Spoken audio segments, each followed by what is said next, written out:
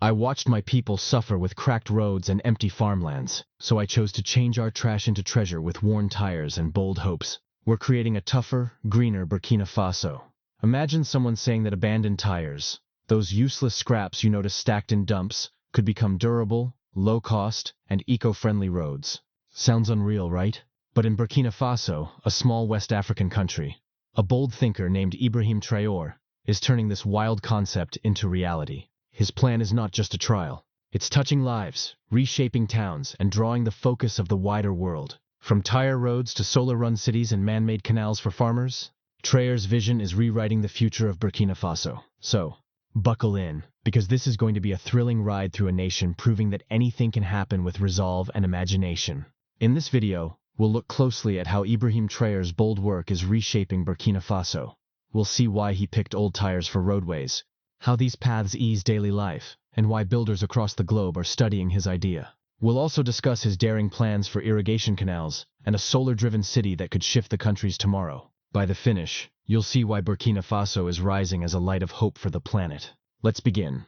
Burkina Faso, a landlocked nation in West Africa, has faced hard struggles for decades. For years, the state leaned on outside loans to survive. But those debts came at a price. They left the country owing money with little progress to show. The public works, especially the roads, were in awful condition. Many routes were dirt tracks that turned into floods during rains. In the dry months, they split and shattered under burning heat. Going from one town to another was painful. Ambulances, fire trucks, and school buses often got stuck for long hours, leaving people stranded. These poor roads didn't just block travel. They touched every side of life. Farmers couldn't take crops to markets. Kids had trouble reaching school. Rescue teams couldn't reach families in crisis. In the countryside, whole villages felt cut off from the rest of the nation. For a country hoping to grow and move ahead, this was a huge roadblock, pun intended. Ibrahim Traoré, a young and fearless leader, saw these troubles and refused to see them as normal. He knew Burkina Faso needed answers that were low-cost, lasting, and kind to the earth. Buying pricey imports like asphalt or bitumen wasn't possible for a nation already drowning in debt. Traoré wanted to use what Burkina Faso already had: local goods, local people, and strong will. That's when he formed an idea so daring, so outside the box, that it now inspires the planet. So, what was Traoré's bold thought? He chose to pave roads with thrown-away tires. Yes, you read right. Tires. Those same tires that pile up in dumps, get burned and spread toxic smoke, or clog streams and rivers with waste. In Burkina Faso, like elsewhere, old tires were a huge mess. They were everywhere. Yet no one had an answer. Traoré saw a chance where others only saw trash. Here's the process. Crews gather old tires from all corners of the land. These tires are scrubbed and laid in a clear pattern on the ground like a big puzzle. Then a special blend of cement is poured on top. This mix bonds with the rubber firmly, forming a solid, lasting surface able to endure both summer heat and rainy floods. The tire rubber gives flexibility so the roads don't break quickly. They even soak up shocks from quakes or heavy trucks. But why tires? First, they're extremely cheap. Instead of spending millions on foreign imports, Burkina Faso is reusing what's already present and free. Tire roads cost about 40% less than standard paving, which is a huge win for a country like Burkina Faso. Plus, tires are strong. They're built to carry cars and trucks, so they work perfectly for making roads that endure. The tire roads aren't only cheap, they're clever. Rubber is special. It's flexible, so it takes stress without snapping.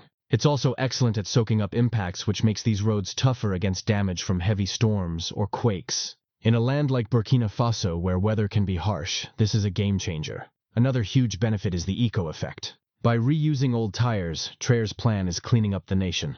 Instead of burning tires and spreading toxic fumes or letting them stack in rivers, Burkina Faso is turning them into value. This is recycling at its peak. The tire roads protect nature while fixing a real issue. And the outcomes? They're amazing. Small towns once cut off from cities are now linked. A trip that used to take 5 hours on a rough, risky road now takes just 1 hour on a smooth, tire-built highway. Growers can deliver harvests faster. Children can reach school with ease. Ambulances and fire engines can get to crises without delays. These roads are shifting lives in ways hard to picture. One of the best parts of this effort is how it uplifts the people of Burkina Faso.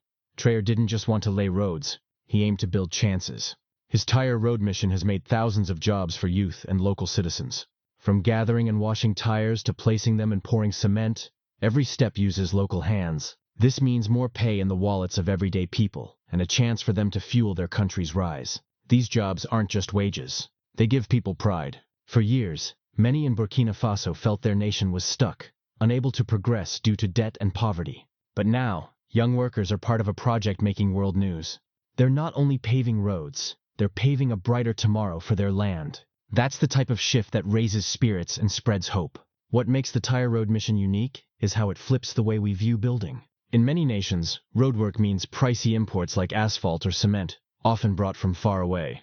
These supplies drain money and weigh on the economy. But Traore flipped the pattern. He saw what Burkina Faso already had, old tires, and turned them into assets. This method is a lesson for all. It proves you don't need huge funds or advanced tech to handle big issues. At times, the strongest answers sit right before us, hidden in things others call trash. By thinking fresh, Traore shows that even a small resource-poor nation can lead an invention. Some local builders have even suggested ways to improve the tire roads. For instance, they've proposed filling the spaces between tires with sand or special plastics to boost strength. This teamwork between Traore, citizens, and engineers is what moves the effort ahead. It's not one man's dream. It's a movement. The tire road idea is no longer just Burkina Faso's tale. It's a worldwide story. Builders and leaders from nearby African nations like Mali, Niger, and Chad have come to Burkina Faso to view the roads firsthand. They hope to copy this method at home.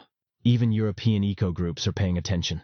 They've called the tire roads a green road model and believe it could be used in light traffic city zones to cut pollution. The globe is watching because this effort proves a strong truth. Green progress doesn't have to cost a fortune. By using local goods and local talent, Burkina Faso shows that you can create public works that help people and the planet without emptying the treasury. It's a model that could apply anywhere, from small African villages to major cities in Europe or Asia. While the tire roads grab the spotlight, Traore isn't pausing there. He's also facing another huge issue in Burkina Faso: water for farmers. In much of the nation, growers depend on rainfall for food, but the rains don't always come. When they fail, fields wither, families go hungry, and farmers lose hope. For years, people prayed for rain, but prayers alone weren't enough. Traore imagined a plan: artificial canals. These man-made waterways would carry water to dry lands, giving farmers steady supply all year.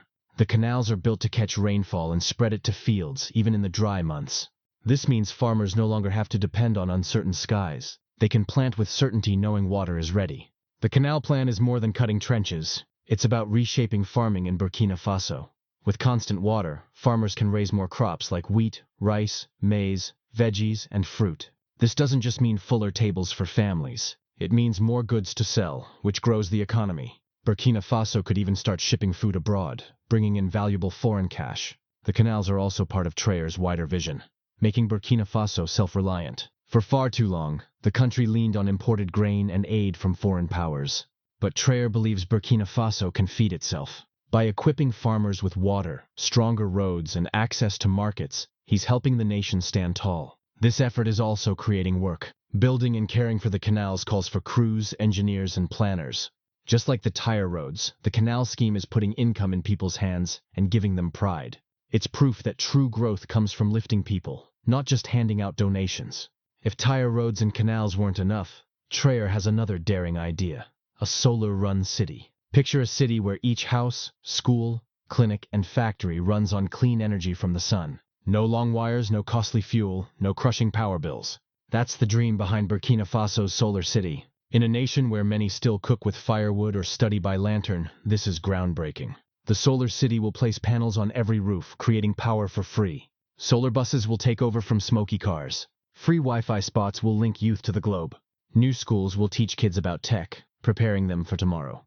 This plan isn't only about electricity. It's about belief. For years, Burkina Faso faced blackouts. Countless homes had no light at all. But the solar city will fix that. It will light up houses, energize shops, and open doors for youth. Like the tire roads and canals, the solar city also makes jobs. From producing panels to installing and maintaining them, the solar city is more than a project for Burkina Faso. It's a guide for the world. It proves that even a small rising nation can lead in clean energy. By trusting the sun, Burkina Faso is cutting its need for fossil fuels and guarding the planet. It's also saving money once spent on imported oil or gas. Other nations are beginning to notice. The solar city could spark copycat projects in Africa and beyond. It's proof that green growth is possible, even in places with scarce means. Traore's vision shows the world that progress doesn't always demand big money, just bold ideas. At the core of all these works is Ibrahim Traoré, a leader unafraid to think new. When he stepped up, he didn't want to be just another official making speeches. He wanted to be a doer. Traoré knows the pain of ordinary people because he's close to them. He knows true change begins at the ground level with fixes that fit everyone. Traoré's projects, tire roads, man-made canals, and the solar city, are all built on local goods and local skill. He's not waiting for donations from abroad. Instead, he's showing that Burkina Faso has the drive and genius to solve its own issues. His work is moving not just his citizens, but also leaders and groups worldwide. Burkina Faso's journey proves that change is possible no matter the scale of hardship.